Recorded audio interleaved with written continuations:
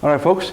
So we said that, onto the second part, we're going to talk about thin films and wedges, and then finish off with the Michelson interferometer.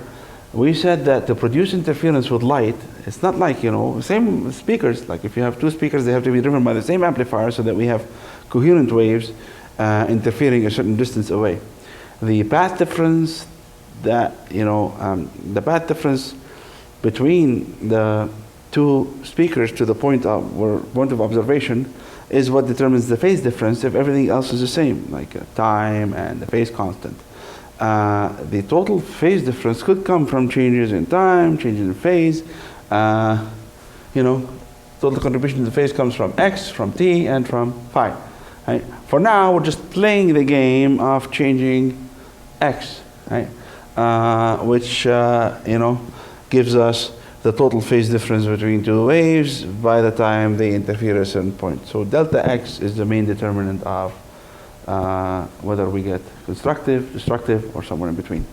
So the idea in light is that you have to have the same source split into two, so that the two secondary sources are coherent. We're going to play the same game now, splitting light with different means. We have used a double slit so far, and we're going to look at thin film interference.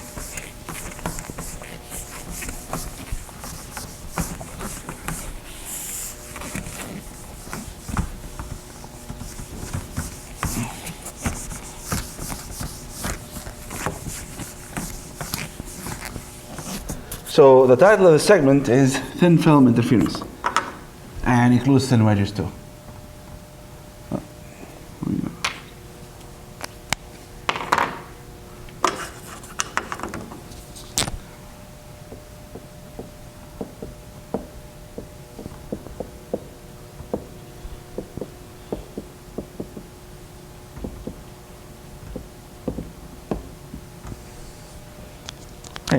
How does thin film interference work? A few things to keep in mind. So you have a thin film, and you can have a thin film in air like the surface of a soap bubble, or let's say that you create a thin film, right, of whatever, let's say call it thickness T, right?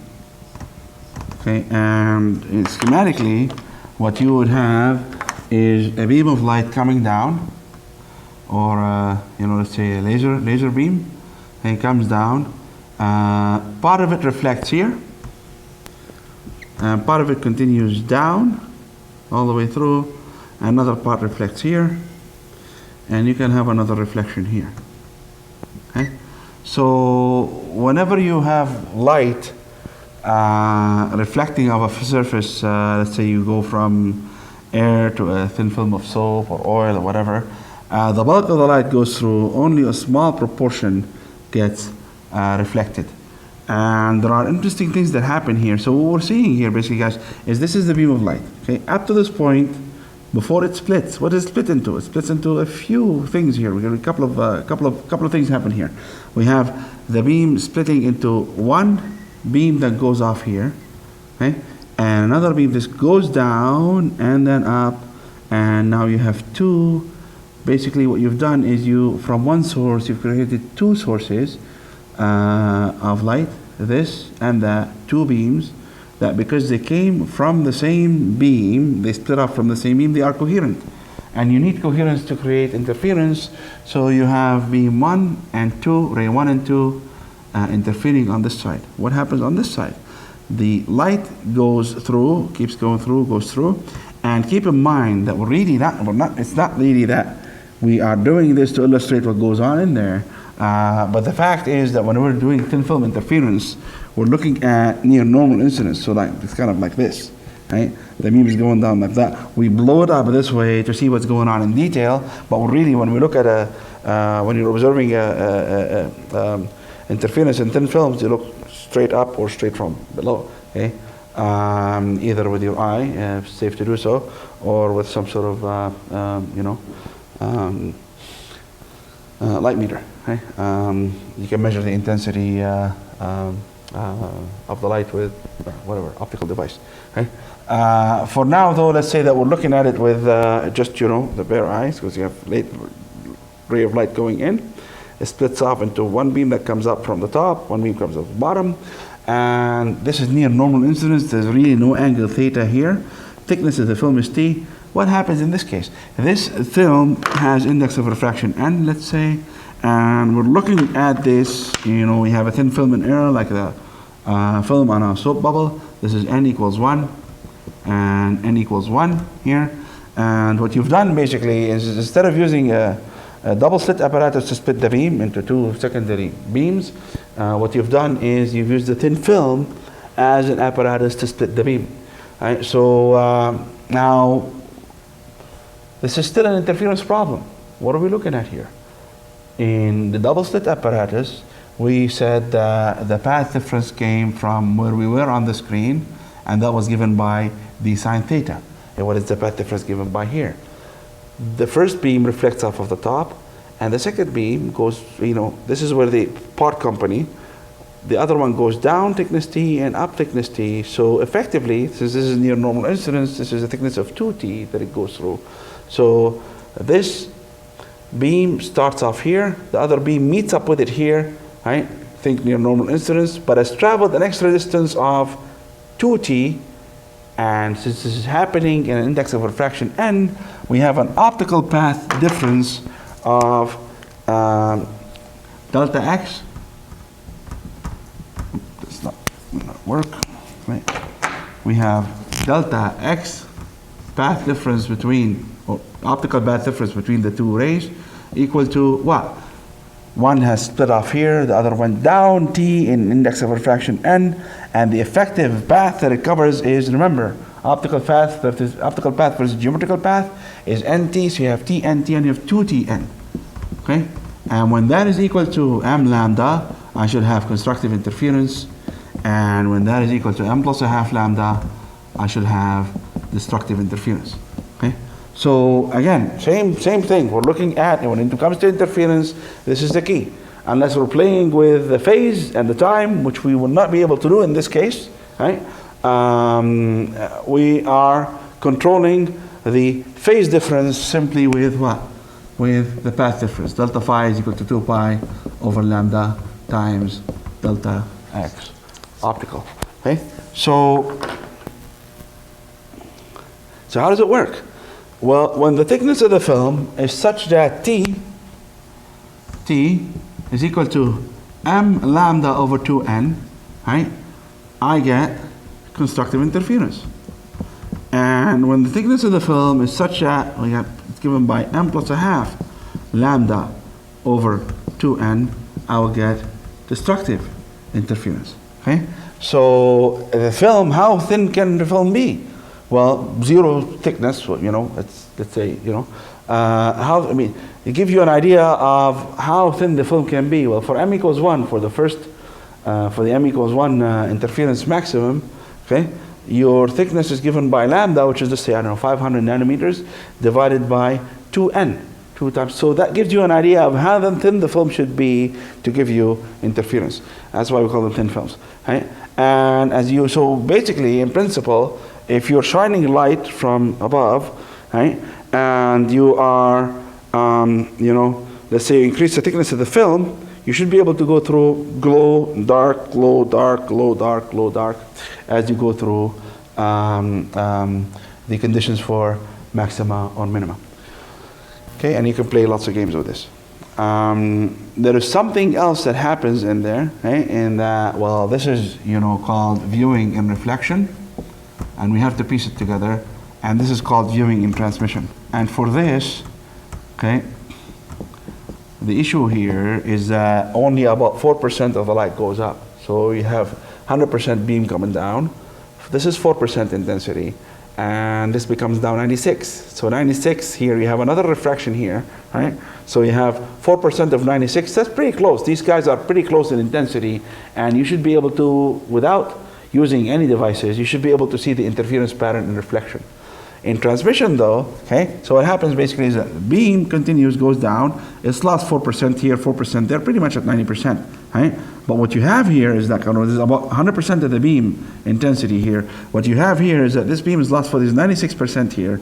This one lost, so this is 4% here. Look what, this is 4% off the 96%, and most of it goes here. Only 4% of that 4% goes down. So you're looking at like something like really small amount compared to the main beam, and this kind of interference, maximum and minimum, you will not be able to see with the naked eye. You need some sort of apparatus to measure what's going on with the light intensity as you vary the thickness of the film to see maxima and minima, let's say. Okay. Another interesting thing happens. Remember how we said that most of the well, this is not the full story. The interference happens because of the path difference, but there is something else going on here, right? Something else interesting going on in this case. In that we have said so far that the main determinant of the phase difference is the path difference, right? This would be the case if had it not been for something that we call phase flips upon reflection. Okay, so let's say this ray goes through this medium, and that medium, when the ray gets transmitted, there is no phase shift in this simplistic approach. Okay, for us to be able to describe this completely, we have to look at the Fresnel Equations, and this is something you would do in second year in physics. Some people do it in third year, whereby you look at what happens to light as it goes from one medium to another upon transmission, upon reflection. There is an incremental phase shift as it does that, and the phase shift depends on the it depends on the angle, right? So you have a phase shift, additional phase shift. Whether the light goes through or gets reflected, there is a phase shift associated with transmission and reflection, and these are given by, you can look at a more detailed description of electromagnetic waves and interaction of electric fields and magnetic fields with the media as you go from one medium to another across the interface, and there is a detailed description of how these phases change. However, for now, we're operating at near normal incidence, so the phase shifts are limited to the following, and these are the rules. Okay, so this is not the complete story. This is what we typically know, right? So what happens is, if you're going from a lighter to a more dense medium, like index of refraction is equal to 1, going to index of refraction equal to 1.5, this is where, if I am in the medium of index of refraction n equals 1, going to 1.5, the reflected ray going from lighter to higher, from lower to higher, incurs an extra phase shift of pi. Okay. This phase shift happens, very important, only upon reflection, and only if you're going from a lower to a higher index of refraction. For example, look at this ray here. This guy, let's say, has a state of 0 phase, maintains a state of 0 phase upon transmission. There is no phase shift upon transmission. When it goes from one medium to another, when it goes through, there is no phase shift upon transmission. There is a potential phase shift upon reflection, and that only happens when you're going from a lighter to a more dense, or a lower index to a higher index of refraction. It's again near normal incidence. Okay, so this guy has maintained its current phase state. Let's say the phase constant or phase whatever is 0. It has 0 phase shift. Nothing has shifted yet. When you go from here to there, there is an additional pi phase shift. So now this is sitting in a state of like a phase of pi. Let's say has an extra phase flip of pi. So if this is sitting at phase 0, whatever that might be, this will be sitting at pi. Look at this guy now. We have this ray going through. Phase is still 0. It refracts from going from an index of refraction of 1.5 to 1, higher to lower. When it reflects, there is no phase shift. It maintains its 0 here. And the same with this guy. This guy goes up here and reflects here because we're going from, we're sitting in a higher index of refraction, go to a lower index of refraction. This is 0, 0 again. So repeat this part if you have to a few times just to make sure that you got it.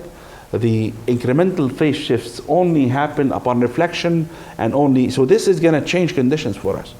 This would have been the condition, like, you know, this is what we know. If all is well, this is what we know to, you know, to, if the path difference 2Tn equals to m lambda, it would have given us a constructive interference. If 2Tn equals to m plus a half lambda is going to destructive interference, but that is only what? If there is no extra phase slip, okay? If only one of the phase slip, one of the rays, for example, that condition, right? 2Tn equals m lambda gives us constructive interference, and 2Tn equals m plus a half lambda gives us destructive interference, works for these beams where both of them underwent a 0 phase shift. If both underwent pi and pi, we'll see examples of that, okay? That's fine. We could still apply the same condition because, you know, they both underwent the same phase flip. But what happens now is the following. Let's say you have a, I'll draw it here on the side. If you have a, okay, so typically, and this is only a schematic, guys, if you had a beam of light coming in, or a ray of light coming in, and this is covered lambda, and this guy is covered 2 lambda, we would expect that what? So this is source 1, let's say, again, schematic. This is source 2, this is covered lambda, and this is covered 2 lambda, okay? Typically, we have constructive interference. But now what happens, and that is the condition we know, this condition we're used to, that if the path difference between two sources is, in this case, 2 lambda minus lambda, the path difference is equal to lambda, that should be constructive interference. However, if by some magic, one of these beams or one of these waves were to flip phase by pi, now what does that look like? What is pi out of phase with this guy, with this wave? Well, that's this wave here, right? And if by some magic this wave were to flip phase by pi, okay, then what was giving you constructive interference becomes destructive interference. So if there is a pi phase slip in only one ray, that condition becomes constructive here. That condition becomes destructive interference, okay? So if there is no phase flip, right, in either ray, right, you end up with this condition that we know. But if there is a differential phase flip, if delta phi equal pi in one ray only, then that becomes lost the light. That becomes destructive, and again, you know, we go from destructive to constructive, so you have to keep that in mind, okay? So typically, what we have seen is that if the path difference is equal to m lambda, we have constructive, right? That's again like this, okay? I'll draw it clearer here, okay? This is a case where the path difference is 2 lambda, this is n lambda, okay? And the path difference delta x here is 2 lambda minus lambda, that's equal to lambda. That'll be constructive, unless only one, right? If both of these rays undergo a phase slip of pi, this will look like that, and this will look like that, then we're still okay. But if only one of them undergoes a phase slip of pi, like this guy here, becomes this, right? And then what was constructive, however, if one of the rays undergoes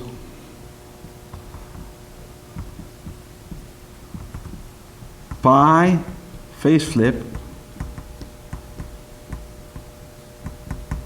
upon reflection,